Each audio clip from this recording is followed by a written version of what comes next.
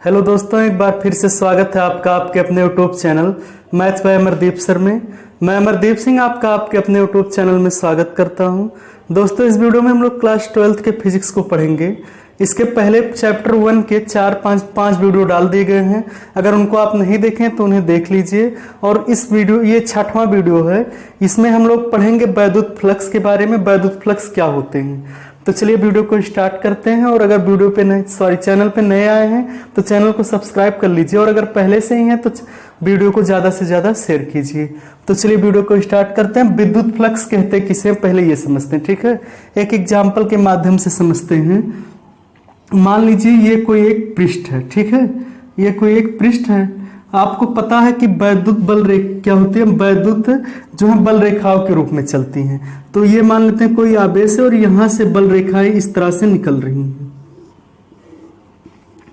ठीक है, और इस पृष्ठ से टकरा रही हैं। अब मान लीजिए कि अगर इस पृष्ठ को हम थोड़ा सा टेढ़ा कर देते हैं, इस तरह से कर देते हैं, ठीक है, या ऐसे ही एकदम फ्लैट कर देते हैं, तो इससे अब कितनी बल रेखाएं निकलेंगी। मान लेते हैं किसी कंडीशन में 5 बल रेखाएं निकल रही थी, लेकिन जब हम इसे टेढ़ा इस तरह से कर दिए तो इससे कितनी बल रेखाएं जा रही हैं, एक भी नहीं जा रही, या हो सकता है कि एक बल रेखाएं जाएंगी। तो इन सब चीजों को अभी बाद में हम लोग देखते हैं, पहले इसे देख लीजिए। विद्युत फ्लक्स किसे कहते हैं, किसी सतह से होकर गुजरने वाली विद्युत बल रेखाओं को दर्शाने के लिए जिस भौतिक राशि का प्रयोग किया जाता है विद्युत फ्लक्स कहलाता है। मतलब किसी भी पृष्ठ से होकर गुजरने वाली बल रेखाओं को जिस भौतिक राशि के द्वारा हम दर्शाते हैं उसे हम विद्युत फ्लक्स कहते हैं, ठीक है। तो उम्मीद करते हैं ये समझ में आ रहा होगा। अब हम लोग विद्युत फ्लक्स को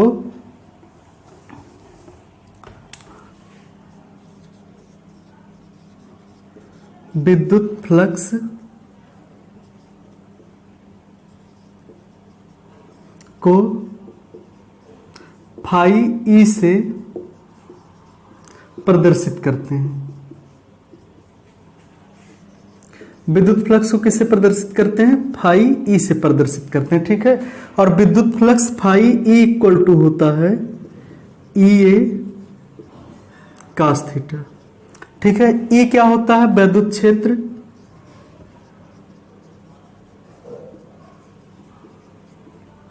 ए होता है क्षेत्रफल, और कास थीटा, थीटा का मतलब होता है एंगल। वो एंगल जैसे कि मान लेते हैं ये सरफेस इस तरह से था तो 10 बल रेखाएं गुजर रही थी। अगर थोड़ा सा हम टेढ़ा कर देते हैं, ऐसे था मान लेते हैं इस तरह से, तो हम क्या करेंगे कि 10 विद्युत बल रेखाएं गुजर रही, थोड़ा सा टेढ़ा करेंगे तो एक आध कम गुजरेंगी, और टेढ़ा करेंगे तो और कम गुजरेंगी। ये थीटा कौन सा एंगल होता है, देखिए थीटा कहाँ का एंगल होता है, बल रेखा तथा क्षेत्रफल के बीच का कोण। ये जो हमारा थीटा होता है बल रेखा तथा क्षेत्रफल के बीच का कोण। जैसे मान लीजिए कोई सरफेस है, ठीक है, तो इसका क्षेत्रफल किस दिशा में होगा, क्षेत्रफल का जो अवयव होगा वो किस दिशा में होगा। अगर हम कोई अवयव लेते हैं, ये है मान लीजिए बल रेखा, क्षेत्रफल हमारा क्या है, यही तो है उसका क्षेत्रफल, और इसका जो दिशा है किधर है, बाहर की तरफ है, बाहर की तरफ ही तो है, बाहर की तरफ है, ठीक है। तो इसका क्षेत्रफल का दिशा किधर होगा, बाहर की तरफ होगा। इस ब्लैक बोर्ड का अगर हम पता करते हैं तो बाहर की तरफ होगा। अब देखिए इसमें होता क्या है कि कहा जाता है वैद्युत बल रेखा कब सबसे ज्यादा होता है। तो वैद्युत बल रेखा कब सबसे ज्यादा होगा, जब ये ब्लैक बोर्ड इसी तरह से सीधा सीधा, ठीक है, ये ब्लैक बोर्ड है और यहां से तमाम बल रेखाएं गुजर रही हैं, तो जितनी भी बल रेखाएं आएंगी सीधे इस ब्लैक बोर्ड से टकराएंगी। तो मान लेते हैं ये कोई हमारा सरफेस है, इस तरह से समझाने के लिए, ठीक है, ये कोई सरफेस है, तो इसका क्षेत्रफल अवयव किधर होगा, बाहर की तरफ होगा, ठीक है, बाहर की तरफ है क्षेत्रफल का दिशा, क्षेत्रफल की दिशा किधर है, बाहर की तरफ है। और अगर वैद्युत बल रेखाएं भी हम डालते हैं तो किधर से, इधर से डालते हैं, तो ये भी बाहर की तरफ, यानी कि दोनों के बीच में जो कोण होगा कितने अंश का होगा, 0 अंश का होगा। थीटा इक्वल टू 0 अंश। तो जब थीटा इक्वल टू 0 अंश होगा तो phi E equal to E A cos 0, या phi E equal to E A cos 0 का वैल्यू होता है 1, या फिर phi E equal to E A होगा। तो तो मैक्सिमम होगा कितना हमारा phi E, phi E equal to E, मतलब थीटा इक्वल टू 0 एंगल पर, ठीक है। और सबसे कम कब होगा, जब हम इसे क्या कर देते हैं कि ये जैसे सरफेस था इस तरह से और बल रेखाएं इधर से आ रही हैं, इधर से आ रहे हैं बल रेखा और सरफेस सीधा है, अगर हम क्या करते हैं इसको इस तरह से लिटा देते हैं, ठीक है, इस तरह से लिटा देते हैं और बल रेखाएं इस तरह से अब जा रही हैं हमारी, तो बहुत कम बल रेखाएं इससे टकराएंगी। तो देखिए इसका मान लेते हैं ये बल रेखा है इधर से, ठीक है, ये उंगली को मान लेते हैं हम क्या बल रेखा है। उसके बाद में क्षेत्रफल की दिशा किधर है, नीचे की तरफ है, तो दोनों के बीच में कितने अंश का कोण बना है, 90 डिग्री का। तो जब थीटा इक्वल टू 90 डिग्री होगा तो phi E equal to E A कास 90, या phi E equal to E ए और कास 90 का वैल्यू 0 होता है, फाई ई इक्वल टू 0। तो जब 90 डिग्री होगा तो क्या होगा कि वैद्युत बल, वैद्युत फ्लक्स सबसे कम होगा, और जब क्या होगा कि 0 अंश होगा तो वैद्युत फ्लक्स सबसे ज्यादा होगा। तो ये था वैद्युत फ्लक्स। हाँ, वैद्युत फ्लक्स का हम लोग लिख लेते हैं मात्रक। इसका मात्रक क्या होता है, देखिए निकाल लेते हैं। फाई ई इक्वल टू होता है ई ए, कास थीटा होता है तो कास थीटा का कोई मात्रक होता नहीं है। ई का मात्रक क्या होता है, ई क्या है, वैद्युत क्षेत्र है, तो वैद्युत क्षेत्र का मात्रक क्या होता था, न्यूटन प्रति कूलम। और ए का मात्रक, एरिया का मात्रक क्या होता है, मीटर स्क्वायर, यानी कि न्यूटन मीटर स्क्वायर प्रति कूलम। वैद्युत फ्लक्स का जो मात्रक होता है न्यूटन मीटर स्क्वायर प्रति कूलम होता है। चलिए मान लेते हैं कि कोई अगर एक अनियमित पृष्ठ है, ठीक है, अनियमित पृष्ठ का मतलब क्या होता है, टेढ़ा मेढ़ा पृष्ठ है।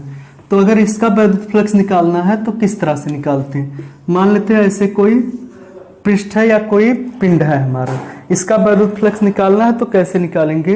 देखिए इस पर एक हम क्षेत्रफल और छोटा सा ले लेते हैं डीए, ठीक है। तो यहां से फाई मतलब छोटा सा एक वैद्युत फ्लक्स इतने में केवल निकालते हैं हम, तो लिख सकते हैं फाई ई,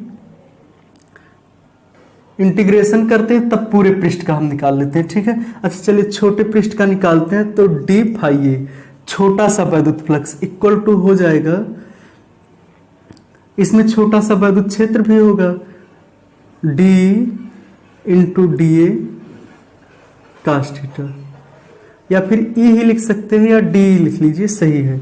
अब देखिए अगर हमें पूरे पृष्ठ का पता करना है तो आपको पता है इसका हमें समाकलन करना चाहिए, तो समाकलन का साइन लगाते हैं, और जब समाकलन करेंगे तो ये हो जाएगा phi E equal to E, मतलब कि पूरे पृष्ठ के लिए वैद्युत क्षेत्र ई हो जाएगा, और डी ए के लिए हो जाएगा क्या, पूरे पृष्ठ का क्षेत्रफल, पूरे पृष्ठ का क्षेत्रफल ए कास थीटा, ठीक है। आप पढ़े होंगे वेक्टर फॉर्म में, क्योंकि वैद्युत फ्लक्स क्या होता है, एक वेक्टर राशि, मतलब क्या है कि एक वेक्टर क्वांटिटीज है, तो वेक्टर राशि में आप लोग पढ़े होंगे होता है cos theta equal to vector E into vector A by E A, mod में होता है परिणाम, मतलब इसका होता है। चलिए ठीक है, ऐसे लिख लेते हैं। तो यहां से हम लोग क्या कर सकते हैं, इसका इधर मल्टीप्लाई करेंगे तो vector E into vector A equal to लिख सकते हैं ई ए कास थीटा, तो ई ए कास थीटा की जगह पर vector E into vector A लिख सकते हैं, phi E equal to vector E into vector A, ठीक है। तो वैद्युत फ्लक्स आप लोग समझ गए होंगे।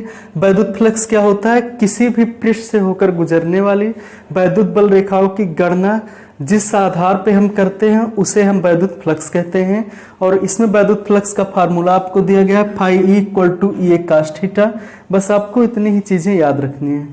तो वीडियो में लास्ट तक बने रहने के लिए धन्यवाद। अगला वीडियो आपका बहुत ही अच्छा वीडियो होगा, वैद्युत द्विध्रुव के बारे में होगा। तो चलिए कल मिलते हैं फिर, और वीडियो को लाइक कर लीजिएगा और चैनल को